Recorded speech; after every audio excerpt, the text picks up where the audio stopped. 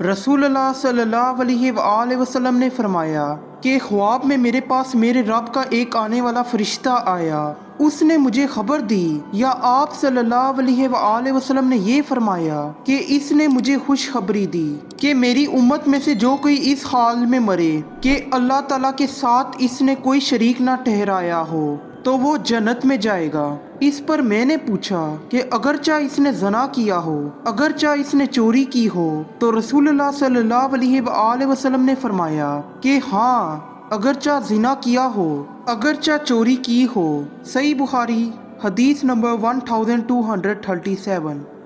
آمش نے بیان کیا، کہا کہ ہم سے شقیق بن سلمہ نے بیان کیا اور ان سے عبداللہ بن مسعود رضی اللہ تعالیٰ عنہ نے کہ نبی کریم صلی اللہ علیہ وآلہ وسلم نے فرمایا کہ جو شخص اس حالت میں مرے کہ کسی کو اللہ کا شریک ٹھہراتا تھا تو وہ جہنم میں جائے گا، اور میں یہ کہتا ہوں کہ جو اس حال میں مرا کہ اللہ کا کوئی شریک نہ ٹھہراتا ہو تو وہ جنت میں جائے گا۔ صحیح بخاری حدیث نمبر 1238۔